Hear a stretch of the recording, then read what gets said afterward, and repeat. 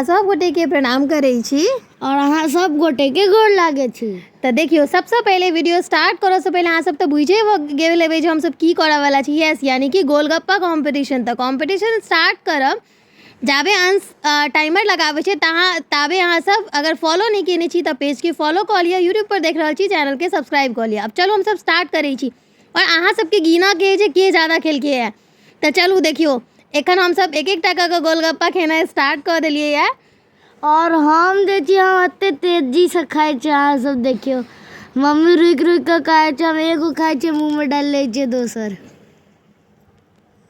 और अखन 2 टका खा लेलिए और हमरा तो लाग रहल है हम ही जीतबे। अंश अहाँ के की लाग रहल है के जीतते? हमरा शुरू में लागे छला हम जीतबे, अब पता नहीं देखे जी के जीते छे। ओना तो कंपटीशन जवन भी अरे भाई हमर आलू टेढ़ा हो गेले। हां, अहाँ सब जखन भी देखि देबे हम सब जखन भी गोलगप्पा खाई छे ना तो हमेशा अंश से जीत जाइए। लेकिन हमरा लागे जन गोलगप्पा कंपटीशन होय छे हमरा एकटा अलग कॉन्फिडेंट रहइए।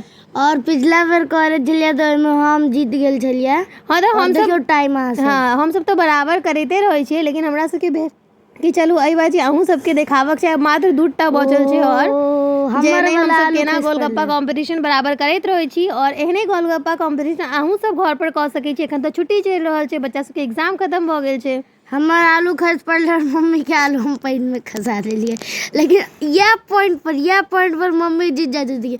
हम टूट जाए मुंह देखियो ना पूरा टूट हम टूटे दिए और कि हम मम्मी यस हम जीत गेलो। हम मम्मी के कहे छी मम्मी मुंह के पहले खत्म करू, मम्मी मुंह के खत्म कर ले छथिन।